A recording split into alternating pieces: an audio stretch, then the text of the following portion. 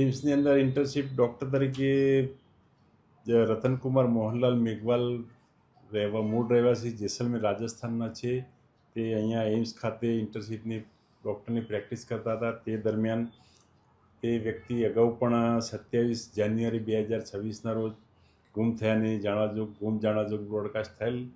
તેને પોલીસે શોધી અને તેના વાલી વારસોને સોંપેલ. ત્યારબાદ તેના વાલી વારસો તેને રાજસ્થાન ખાતે લઈ ગયેલ અને તેને સમજાવેલ. ત્યારબાદ તે રાજસ્થાન જ હતો, પરંતુ આજ રોજ વહેલી સવારના 5:30 વાગ્યાની આસપાસ કંટ્રોલ રૂમ તરફથી ગાંધીગ્રામ પોલીસ સ્ટેશનને જાણ કરવામાં આવેલ કે ઘંટેશ્વરથી પરાપીપળિયા ફાટક વચ્ચે એક ડેડ બોડી મળેલ, રેલવે લાઇન ઉપર ડેડ બોડી મળેલ છે.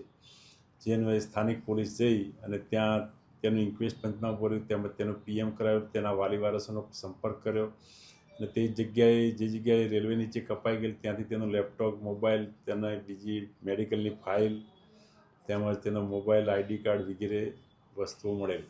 આપઘાત કરવાનું પાછળનું હાલનું તો કોઈ કારણ જાણવા મળ્યું નથી. તેના વાલી વારસો આવ્યા બાદ તેના વાલી વારસો પણ તેની જોડેથી એક સુસાઇડ નોટ મળેલ છે, જેમાં ગોળ ગોળ વસ્તુઓ લખેલી છે બધી, પણ હજી ક્લિયર થતું નથી એમાં. કારણ કે એમની અંદર અમુક રાજસ્થાની મારવાડી ભાષા લખેલી છે, જેથી એના વાલી વારસો પાસે વંચાવી અને ક્લિયર કરવામાં આવશે. એના વાલી વારસો રસ્તામાં જ છે.